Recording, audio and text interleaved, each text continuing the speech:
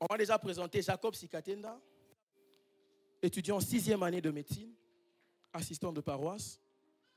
Nous finissons l'année prochaine, comme l'a dit le pasteur.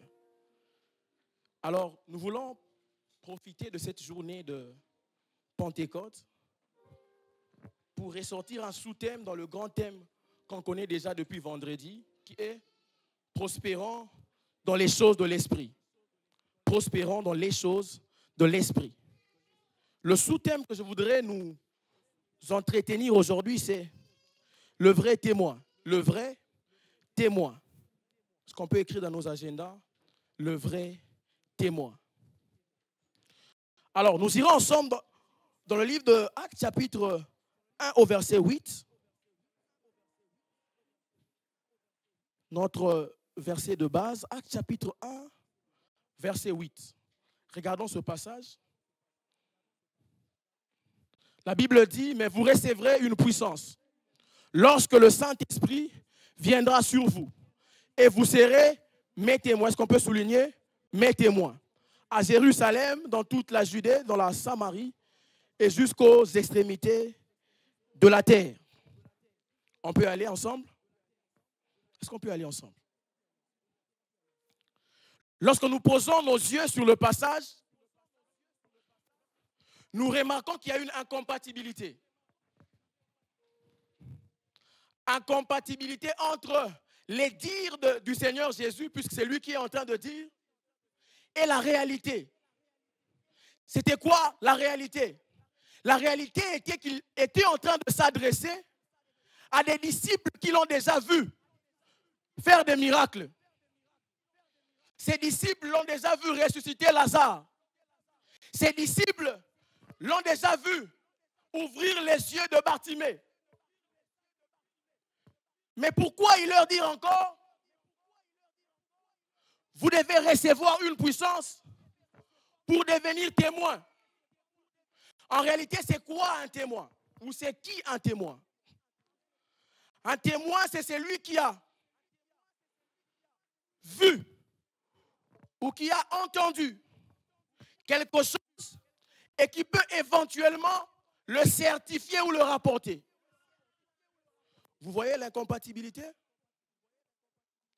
Ce sont des gens qui ont déjà vu et qui ont déjà entendu.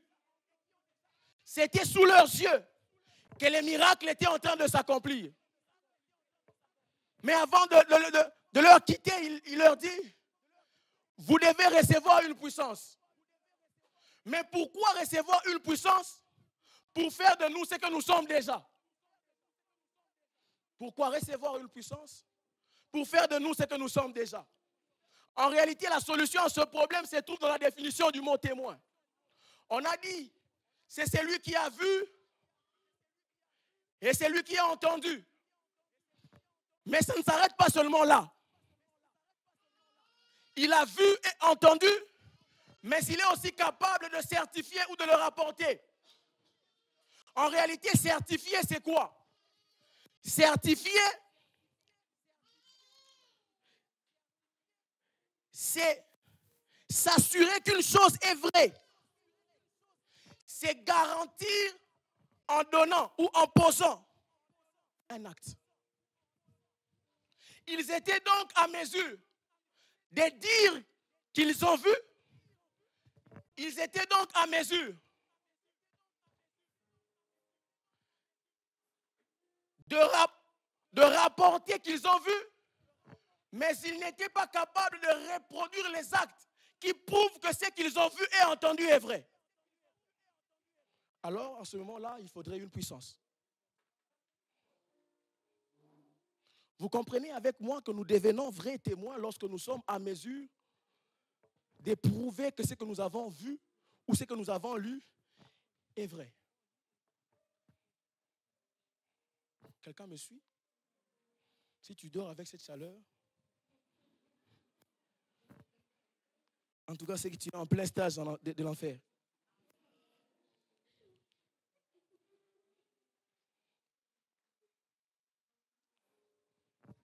Voir et entendre, lire, c'est que Christ ou c'est que les apôtres ont fait. Eh bien, mais attester, ou les attester, en démontrant par les preuves tangibles que ce que nous lisons et ce que nous avons vu ou entendu est vrai, c'est très mieux. Maintenant, comment prouver, comment attester que ce que nous lisons de la part des Écritures est vrai? Il faut une puissance. L'objectif de Christ était qu'à son départ, que nous soyons à mesure de produire des preuves qui attestent que nous sommes de lui et qu'il a vécu sur la terre.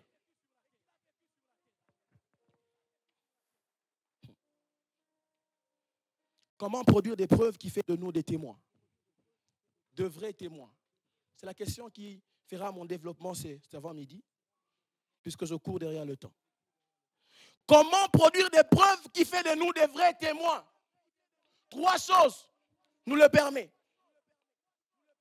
Son caractère, sa nature et sa puissance. Vous comprendrez donc avec moi dans cette prédication que nous devenons des vrais témoins lorsque nous devenons, nous, la preuve de son caractère. Première des choses. Lorsque nous devenons la preuve de son caractère. Deuxième des choses, nous devenons des vrais témoins lorsque nous devenons la preuve de sa nature. Troisième des choses, nous devenons des vrais témoins lorsque nous exerçons sa puissance. C'est quoi devenir la preuve de son caractère? Devenir la preuve de son caractère, c'est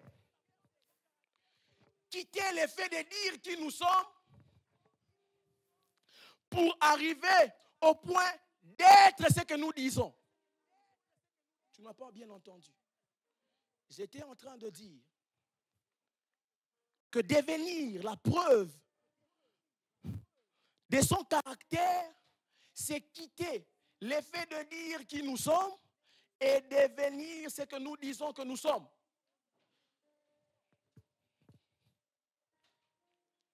Cela veut dire quoi? Nous quittons le fait de dire que nous sommes chrétiens, mais nous démontrons que nous le sommes par notre comportement. Vous comprendrez donc avec moi que devenir la preuve de son caractère, c'est adopter le comportement de Christ. Adopter le comportement de Christ. C'est pourquoi Matthieu chapitre 5 verset 16 pourra dire ceci. Il dit que votre lumière luise ainsi devant les hommes afin qu'ils voient vos bonnes œuvres et qu'ils glorifient votre Père qui est dans les cieux. Ce passage veut simplement dire ceci, que votre façon de vivre témoigne à votre place que vous appartenez à Dieu. Que votre façon de vivre témoigne à votre place que vous appartenez à Dieu.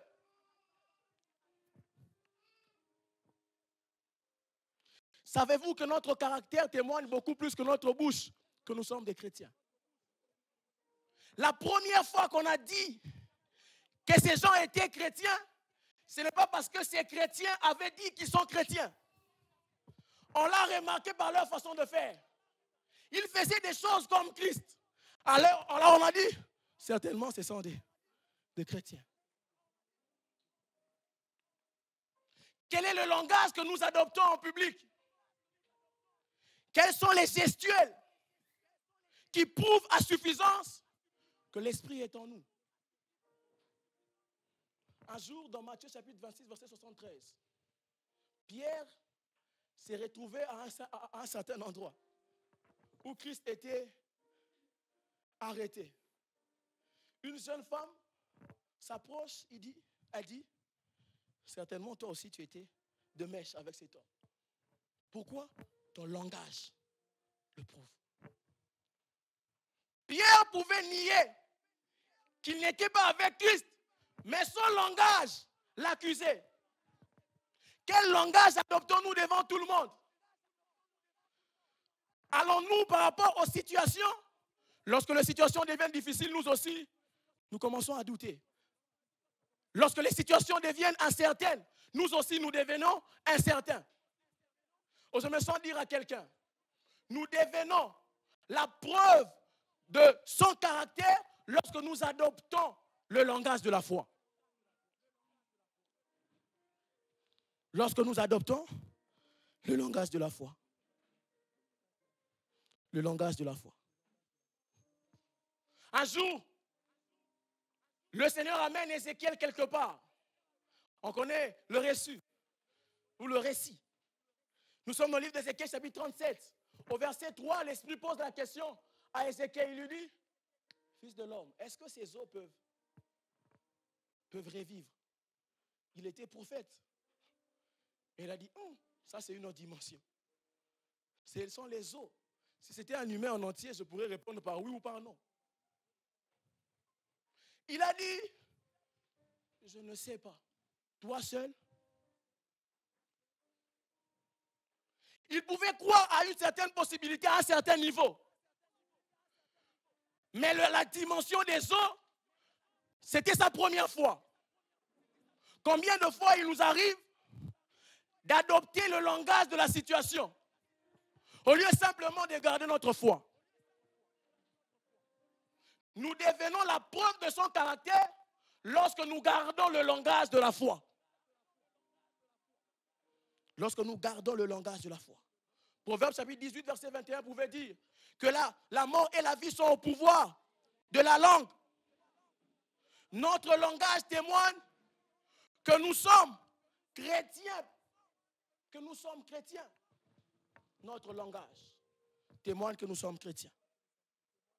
C'est pourquoi l'apôtre Pierre est en train de nous exhorter. Lorsqu'il dit dans 1 Pierre chapitre 2, verset 12, il dit, ayez au milieu de païens une bonne conduite. Ayez au milieu des païens quoi? Une bonne conduite. Pourquoi? Parce qu'ils savaient que notre façon de nous conduire décrit qui nous sommes. Est-ce que lorsqu'on te voit, on sait que tu es chrétien? Est-ce que lorsqu'on t'entend parler, on sait que tu es chrétien? Est-ce que dans ta démarche, dans ta façon de marcher, de t'habiller, d'être, on peut décrypter le caractère de Christ? Point d'interrogation.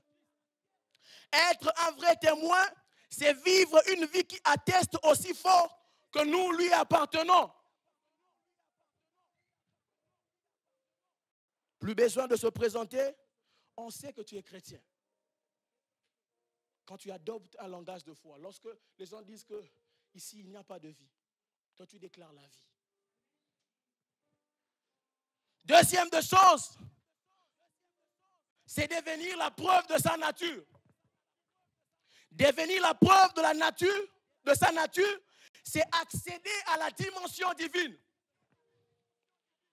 On ne peut accéder à cette dimension divine que celui qui se maintient saint. Je me sens mieux le traduire. Ne peut accéder à la dimension de sainteté que celui qui est saint. C'est pourquoi Hébreux chapitre 12, verset 14 dit ceci. Recherchez la paix avec tous et la sanctification sans laquelle personne ne verra le Seigneur. Qu'est-ce que ce passage veut dire? Ce passage veut simplement dire que celui qui se sanctifie chaque jour accède chaque jour à la dimension divine.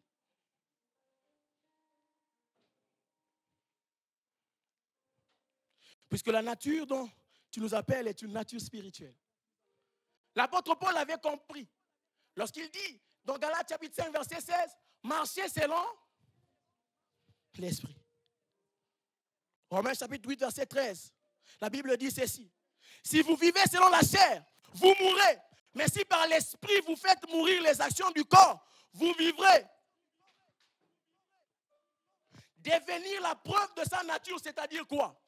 Devenir la preuve de sa nature, c'est supprimer la preuve de notre nature charnelle en choisissant d'être saint et irrépréhensible.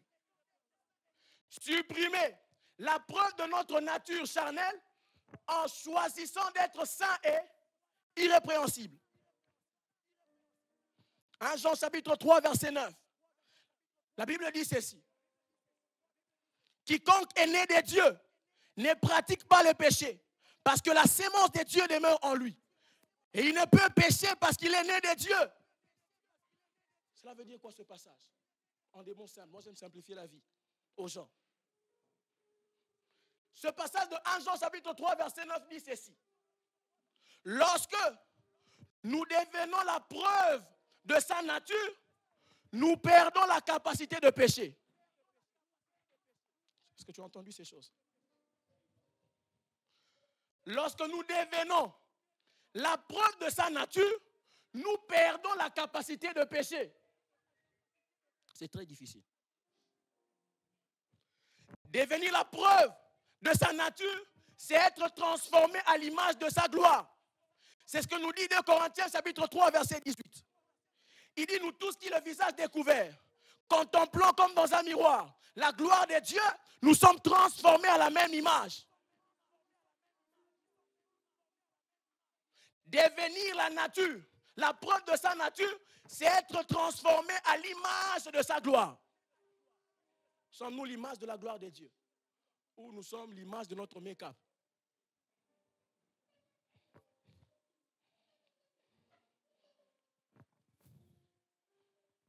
L'image de sa gloire. L'image de sa gloire. C'est pourquoi vous comprendrez pourquoi Daniel, lorsqu'il est de l'autre côté du pays, il fait un choix. Daniel chapitre 1, verset 8. Est-ce qu'on peut me le mettre? Daniel chapitre 1, verset 8. Daniel fait un choix, il dit ceci. Daniel chapitre 1, verset 8. La Bible dit, Daniel résolut de ne pas s'essuyer par les mains du roi et par les vins dont les rois buvaient. Et il pria les chefs des eunuques de ne pas l'obliger à s'essuyer. Il a pris une résolution. Marcher dans la vie de sanctification, c'est une résolution personnelle. Lorsque Paul écrit Galates chapitre 5, verset 16, en disant marchez selon l'esprit, et vous n'accomplirez pas les désirs de la chair, il les écrit à nous, à toi, à moi et toi, ou à toi et moi, qui sommes déjà chrétiens. Il veut simplement nous dire que nous avons le choix, dans notre état de chrétienté, de faire ce que notre chair nous dit de faire, ou soit de marcher sous la direction du Saint-Esprit. C'est ce qu'a résolu Daniel. Il avait compris que le lieu où il s'est trouvé avait beaucoup de tentations, était rempli de choses qui pouvaient aider le corps. Vous savez, il y a des choses qui peuvent aider le corps, hein, comme la nourriture. Amen. La nourriture peut aider le corps. Il avait compris qu'en voulant marcher en conformité avec ces choses qui aident le corps, il va perdre de sa nature. Nous perdons de notre nature lorsque nous nous conformons au siècle présent. L'apôtre Paul l'avait compris. Lorsqu'il vient dire dans le livre de Romains chapitre 12, il dit, ne vous conformez pas au siècle présent, mais soyez plutôt transformés par le renouvellement de l'intelligence, afin que vous soyez capables de faire quoi? De discerner ce qui est bon, agréable et... Aujourd'hui, je voudrais inviter la jeunesse de Fès à se débarrasser de toute souillure pour s'imprégner de la nature de Dieu. On ne peut s'imprégner de la nature de Dieu que si en nous il n'y a pas de souillure. Et c'est une décision personnelle. On ne vient pas avec une arme nous obliger d'obéir à Dieu. Devenir la preuve de sa nature, c'est donc vivre chaque jour sa divinité en menant une vie de sanctification. Quelqu'un peut simplement mener une vie de sanctification à partir d'aujourd'hui? Je me sens fini par le troisième point. Pour qu'on ne dise pas, je dépasse toujours le temps. Exercer sa puissance. Exercer sa puissance. Je nous ai dit, un vrai chrétien et un vrai témoin, c'est celui qui devient la preuve de son caractère. du caractère de Christ. C'est celui qui devient la preuve de sa nature. On sait que tout le monde ne peut boire, pas lui. On sait que tout le monde peut mentir, mais pas lui. On sait que tout le monde peut voler, mais pas lui. On sait, par son langage, qu'il est chrétien. On sait, par sa présence, qu'il n'y a pas de négativité. On sait par sa présence que tout ce qui est mauvais peut être transformé en bon. Pourquoi? Parce qu'il exerce la puissance de Dieu. La puissance, c'est quoi? C'est le caractère de ce qui peut beaucoup. Ou encore, ce qui produit des grands effets. Mais pour exercer cette puissance, il faut d'abord croire qu'elle existe. Est-ce qu'on peut exercer quelque chose qu'on ne croit pas qu'elle existe?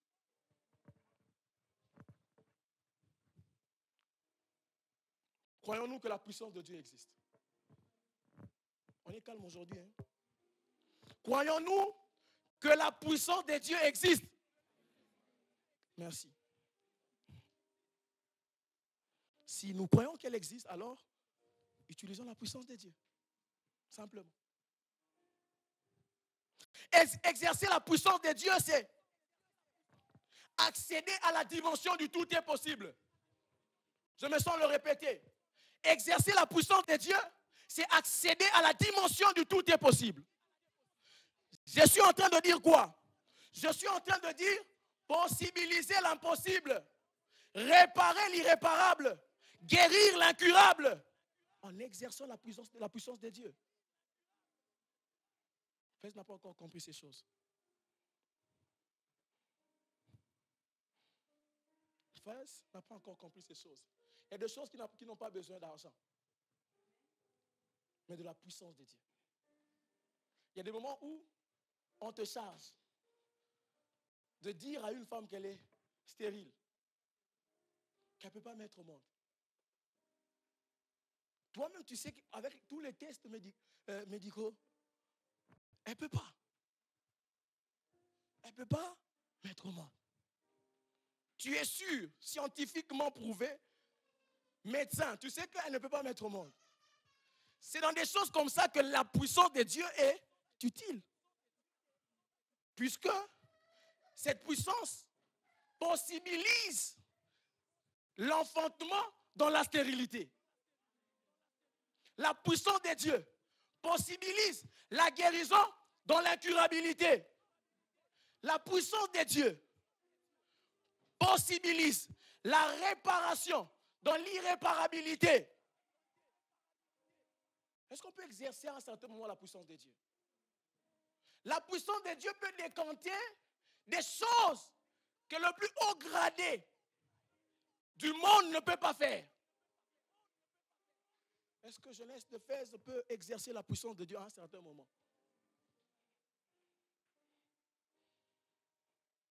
Vous allez comprendre avec moi, vous voyez qu'il y a peu d'amen. Parce qu'en réalité, il ne peut accéder à cette dimension que celui qui exerce le don de la foi. Même quand je suis en train de parler de la puissance, les gens ne croient pas. Parce qu'il y a besoin de vous dire aujourd'hui que pour exercer la puissance de Dieu, il faudrait avoir la foi. C'est pourquoi Christ dit dans Marc chapitre 9, verset 23, tout est possible à celui qui croit. Oh, je suis venu dire à Fès que tout est possible à celui qui croit. Oh, tu ne m'as pas bien entendu. Je suis en train de te dire que tout est possible à qui croit. Oh, tu ne m'as pas encore bien entendu. J'ai dit tout est possible à celui qui croit. Nous guérissons les malades en leur imposant les mains parce que nous croyons qu'il y a un Dieu qui guérit. Il y a un Dieu qui guérit. Il y a un Dieu qui guérit. La foi nous permet d'exercer l'omnipotence de Dieu. Vous savez, c'est quoi l'omnipotence? Ce n'est pas un terme médical. C'est la toute-puissance de Dieu qui guérit, qui ramène un membre qui n'existe pas à l'existence. La Bible dit quand il dit la chose arrive, il ordonne, elle... Non. Quand il dit la chose arrive, et quand il ordonne, elle existe. Aujourd'hui, le Seigneur va faire exister des choses dans nos vies pour prouver que la Pentecôte était réelle. Aujourd'hui, pour prouver que la Pentecôte était réelle. Qui croit me dit un yes.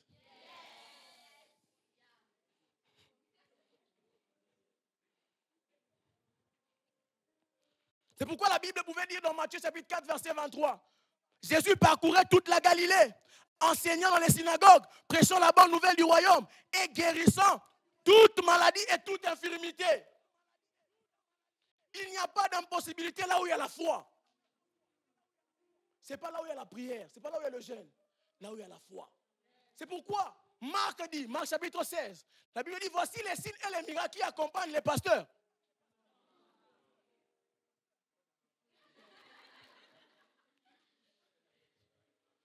Voici les signes et les miracles qui accompagnent l'assistant de paroisse. Non. Qui accompagnent les chantres.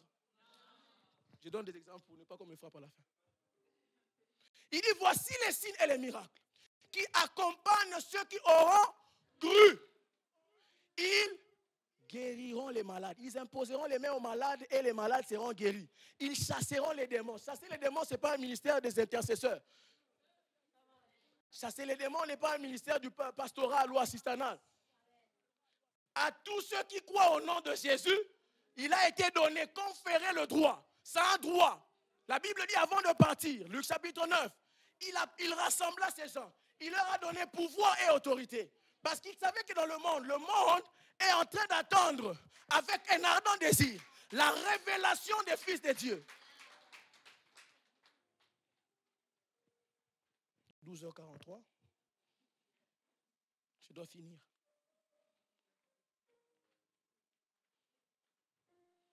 Je me sens dire à quelqu'un qui guérit encore. Tu es venu malade, reçois ta guérison à l'endroit où tu es au nom de Jésus.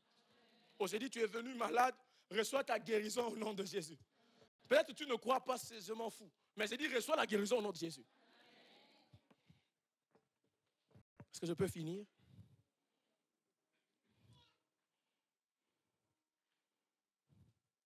Finissons.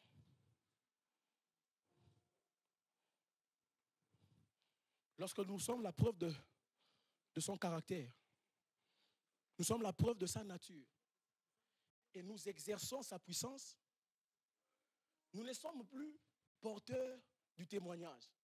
Nous devenons le témoignage. Oh, tu ne m'as pas bien entendu.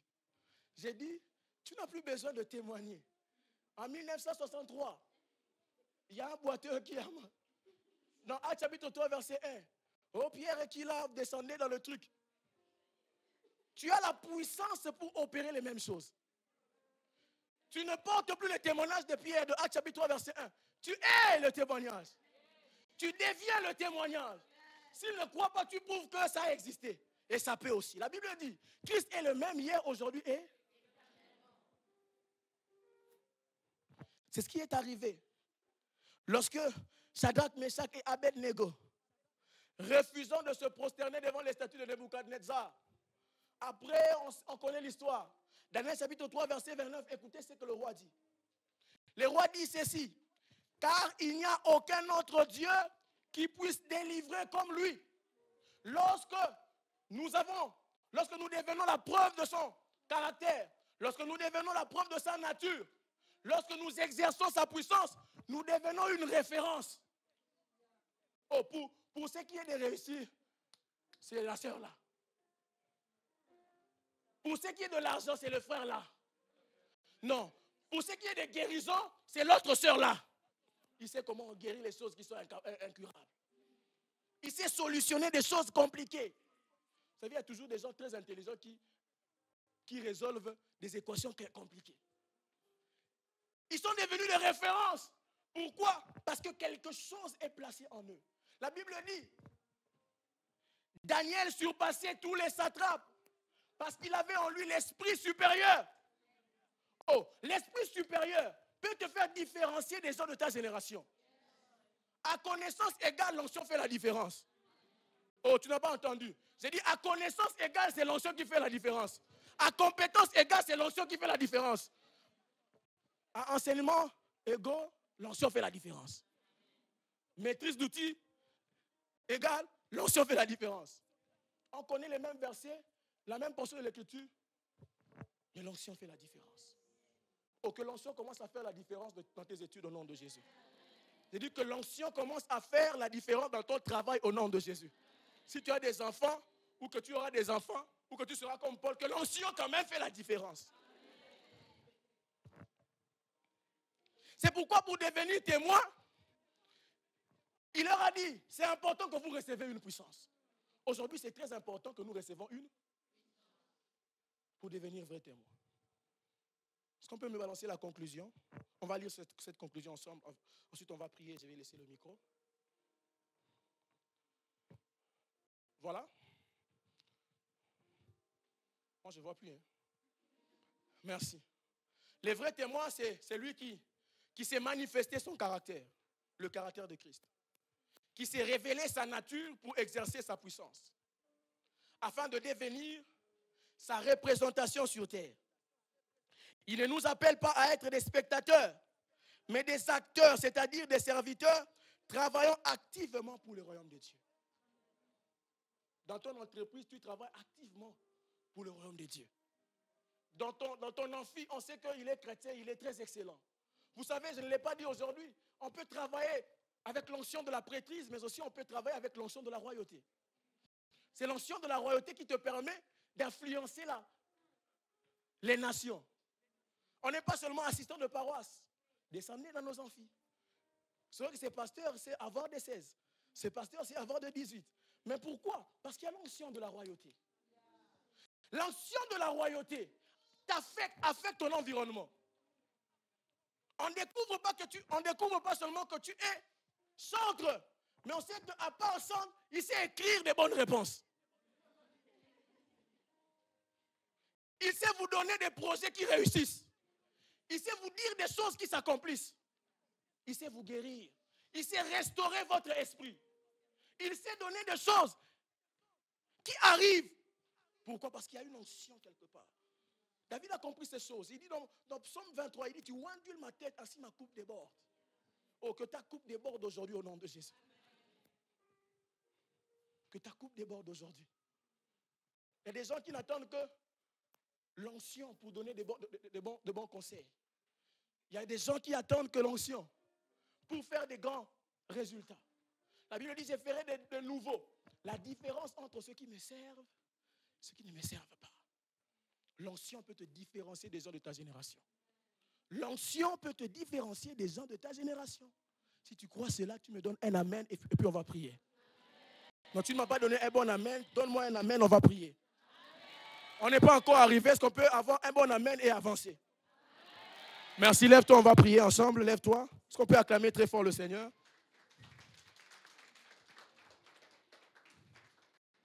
On va prier le Seigneur. Tu as besoin de cette onction pour tes études. Tu as besoin de cette onction pour ta vie, ton mariage. Je ne sais pas si tu es déjà marié ou pas. Pour tes enfants, tu as besoin de cette onction. Pour ce que tu fais, tu as besoin de l'onction de Dieu. Il fallait qu'ils attendent quelque part. Après quoi viendrait l'Esprit. Et cette puissance leur capaciterait. Les capaciterait à agir différemment. Ce même Pierre qui pouvait nier Christ avait la capacité de publier Christ devant plusieurs personnes. Lève-toi sur tes pieds. Dans quel domaine tu veux recevoir l'onction de Dieu? Quel est ce domaine qui a besoin de l'onction dans ta vie? Quand il descend, tout s'arrête. Est-ce qu'on peut me donner cette mélodie? Tu as besoin de l'onction. Maintenant, sois en train de réfléchir sur quel domaine tu veux impacter. Tu veux simplement rester avec l'onction de la prêtrise, c'est-à-dire travailler à l'église, ou tu veux avoir la double onction, la prêtrise et la royauté. Tu affectes ta génération à l'église et tu les affectes aussi dans la société. Commence à gémir maintenant la présence de Dieu. La soparali adesh. Un zoni parele vaya tunama salagados. Commence à gémir dans la présence de Dieu. Commence à désirer.